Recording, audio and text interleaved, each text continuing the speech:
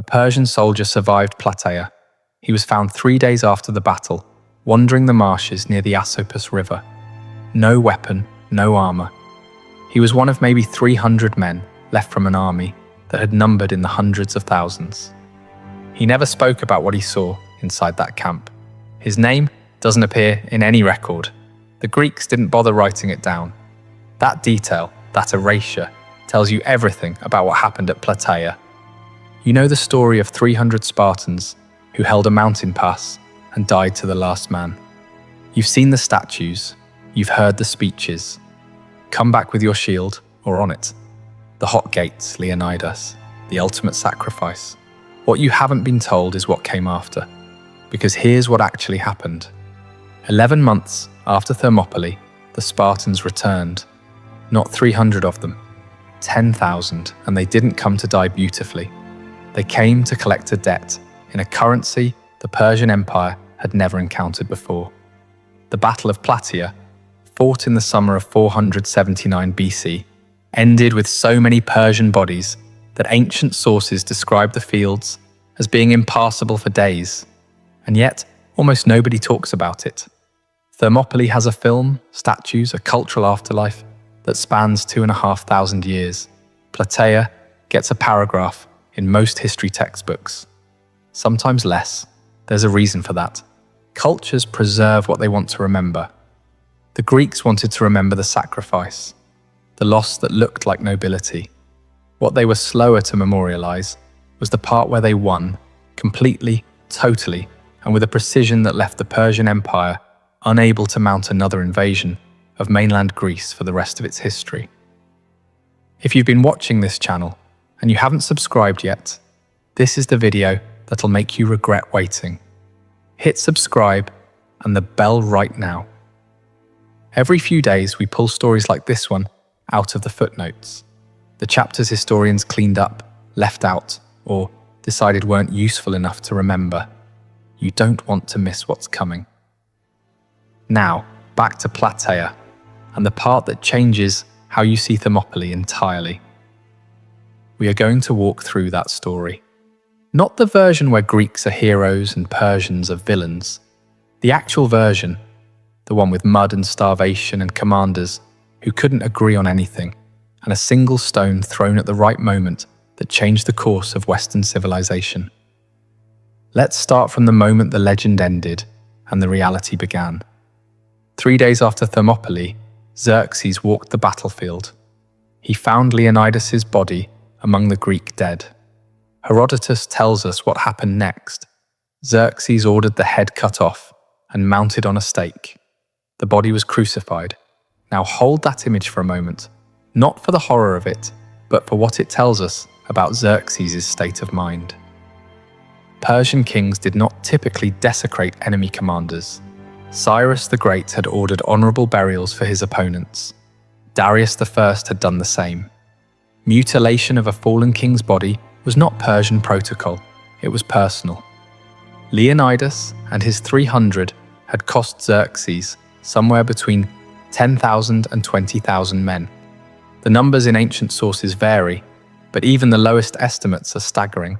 To hold a pass that should have been overrun in hours. The delay had allowed the Greek fleet to maneuver at Artemisium. It had bought Athens time to evacuate. It had, in ways Xerxes couldn't fully calculate yet, changed the architecture of the entire war. The desecration of the body was an answer to that humiliation. It was also a message to every Greek city-state that was still watching, still undecided. This is what resistance gets you. The message landed, but not the way Xerxes intended. The Persian army rolled south. Athens, already evacuated on the advice of the Athenian commander Themistocles, was occupied within weeks. The temples on the Acropolis, the Parthenon's predecessor, the treasury buildings, the sacred precincts of Athena, were burned to the ground. This was not incidental looting. Persian commanders ordered the systematic destruction of sacred sites as a matter of policy. It was the ancient equivalent of burning a nation's identity. The physical city was ash. But there's something that happens when you burn a city whose population is still alive and watching from ships in the harbour. You don't destroy their will, you concentrate it. Here's what most documentaries skip. The Greek alliance almost dissolved completely after Thermopylae. Sparta and its Peloponnesian allies had a plan. Build a wall across the Isthmus of Corinth. Fortify it. Let Persia have everything north of that line, Athens included, and defend only the Peloponnese. The Spartan view was strategically defensible. The Isthmus was narrow. The Spartans were the best land army in the world, and they could hold that position indefinitely. The Athenians, floating on their fleet with nowhere to go, had a different perspective on this plan. Themistocles delivered an ultimatum that ancient sources describe as stunning in its directness. If Sparta and the Peloponnesian League refused to fight for mainland Greece, Athens would sail its entire fleet, the largest in the Greek world, west to Sicily. They would found a new city. They would leave. And without the Athenian fleet, Persia's navy could simply sail around the Isthmus wall and land troops anywhere in the Peloponnese it chose. The alliance didn't dissolve, but this exchange tells you the texture of what Pausanias was walking into when he took command. A coalition held together by mutual threat as much as shared purpose. The number you need to hold in your head is not 300. The number is 5,000. 5,000 Spartiates, full Spartan citizen soldiers, marched north to Plataea. This was not a ceremonial force. This was the mobilization of virtually the entire Spartan warrior class, an event that had no precedent in Spartan history. Sparta had never committed this many of its core soldiers to a single campaign outside its borders. Why does this matter? Because to understand what 5,000 Spartiates meant, you need to understand what a Spartiate was. A Spartan boy entered the Agogia, the state training system, at age 7. He left home. He slept in barracks. He was trained to handle pain, deprivation, cold, and prolonged discomfort as a baseline condition of life. For 13 years, he learned to fight, to move as a unit, to hold a shield wall under pressure that would cause most human beings to break and run. The Agogi had a dropout rate. Boys who couldn't make it became perioesi, free Laconians who fought alongside Spartans, but were not Spartiates. The boys who completed it became something the ancient world treated as a category apart from ordinary soldiers.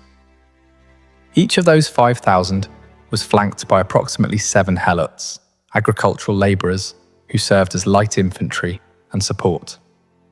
Conservative estimates put the total Spartan Laconian contingent at Plataea at around 40,000 people. Add to this 8,000 Athenian hoplites, 5,000 Corinthians. Contingents from Tegea, Megara, Phlius, Troezen, Hermione, Epidaurus, Orchomenos, Sicyon, and dozens of smaller city-states. The Hellenic League at Plataea was, by the accounting of Herodotus, somewhere between 80,000 and 110,000 men. The commander of this force was Pausanias. He was not a king, he was a regent, ruling on behalf of Leonidas' young son, Pleistarchus, who was too young to command. His uncle had died at Thermopylae, with a spear in him and his head on a stake somewhere in a Persian camp. Ancient sources give us very little about Pausanias' interior life at this point. What we have are his decisions, and his decisions tell us he was operating under a specific kind of pressure that has no modern equivalent. He was responsible for avenging a dead king, managing a fractious, multi-city coalition, and defeating the largest army ever assembled in the Western world, all simultaneously. He marched his force north to the foothills of Mount Cithaeron, near the small Boeotian town of Plataea, and took up a position on elevated, broken ground.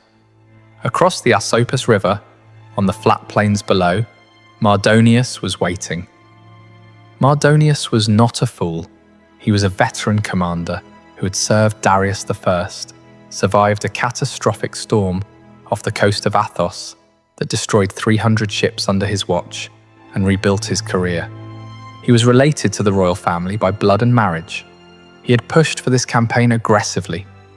Some ancient sources suggest it was largely his idea.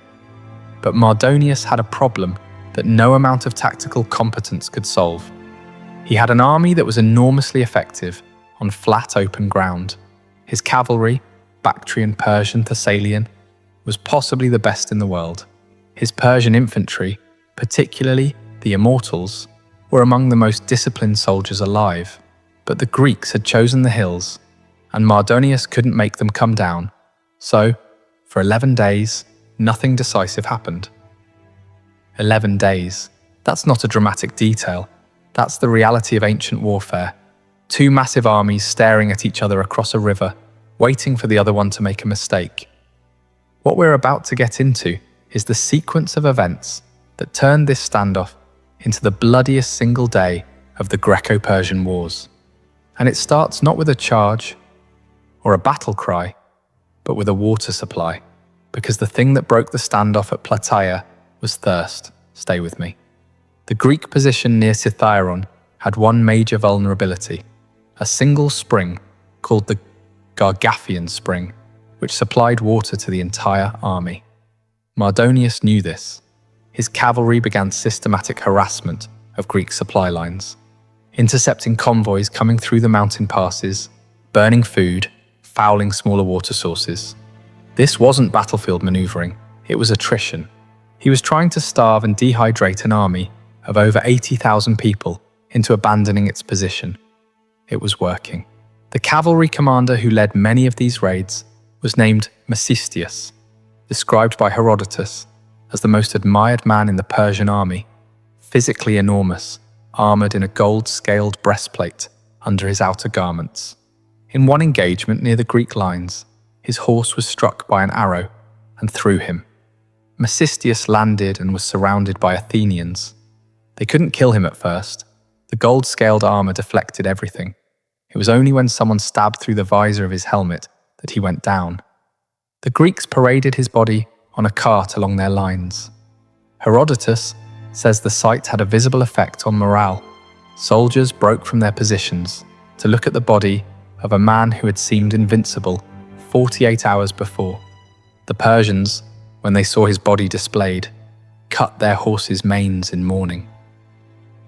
The sound of the Persian camp that day, according to Herodotus, was grief rather than preparation. Small thing, but these small things accumulate. Then Mardonius's cavalry did something decisive. They found the Gargantian Spring and destroyed it, collapsed the banks, threw in debris, made it unusable. A few days later, a supply convoy coming through the Cithaeron passes was intercepted and burned. 80,000 men, no water, no incoming food. Pausanias called a council. The decision that came out of that council was the correct strategic decision and nearly a catastrophic disaster simultaneously. They would execute a night withdrawal to a secondary position closer to Plataea itself, which had better water access. The army would move in 3 columns, Spartans and Tegeans on the right, Athenians on the left, the rest of the Greek allies in the centre, falling back toward the town. Night movements with armies of this size in the ancient world were genuinely dangerous. There were no radio communications, no GPS coordinates, no standardized signals beyond horns and torches. Moving 80,000 men in the dark in 3 separate columns without losing cohesion required every commander at every level to do exactly what they were supposed to do at exactly the right time. That is not what happened. One Spartan commander refused. His name was Amompharetus, and he commanded a Lochos, a unit of Spartiate soldiers. When the withdrawal order came, he picked up a large stone with both hands, dropped it at Pausanias' feet, and said, according to Herodotus, that this was his vote on the question of retreating from the enemy. He wasn't going. What followed was an argument conducted in whispers, in the dark, while the rest of the army was already beginning to move. Pausanias couldn't leave Amompharetus and his men behind. Abandoning Spartiates on a battlefield, even a battlefield where nothing was currently happening, was not something Spartan culture permitted. But every minute spent arguing was a minute the withdrawal was delayed and the plan was unraveling. The argument lasted until almost dawn. Eventually, Amompharetus moved slowly at the rear of the Spartan column, making clear through every action that he considered this a retreat and was registering his contempt for it while technically complying with the order. By the time Pausanias got his force moving, the Athenians on the left were also confused. They'd received conflicting signals and were waiting for clarification that wasn't coming. The Allied centre had mostly completed their withdrawal. The Greek army, which was supposed to pull back as a coordinated force, was now scattered, the centre near Plataea, the Athenians somewhere in between, and the Spartans and Tegeans still threading their way down from the heights, separated from everyone else. And across the river, Mardonius had cavalry scouts who had been watching all of this. Dawn broke, and Mardonius looked across the Asopus. The Greek camp was partially empty. The heights were half abandoned. Scattered formations were moving in apparent disorder. From where he stood, what he was looking at appeared to be a panicked retreat, an army breaking up and fleeing. He crossed the river. It was the last major decision of his life. The Persian cavalry hit the Spartan rearguard first, Amompharetus's unit, still moving slowly, still making a point. The Spartan column halted. Pausanias sent a runner to the Athenians. "We need you on our right." The Athenians started moving toward the Spartans and ran directly into the Theban hoplites fighting for Persia, who had been advancing on the left. The Athenians had their own fight. The Spartans were alone. What happened next is one of the most documented and debated sequences in ancient military history, because Herodotus describes something that doesn't quite make sense on the surface. Pausanias ordered his men to hold position and wait while the Persian arrows came in. He was waiting for omens. Specifically, he was waiting for the sacrifice of a goat to produce favourable signs. The Tegeans, positioned right next to the Spartans, apparently could not maintain this posture. They were taking casualties. They advanced without orders, and then the omens were favourable, and Pausanias ordered the advance. The Spartan phalanx in motion is something that ancient sources struggle to describe in ways that fully communicate what it meant to be standing on the receiving end of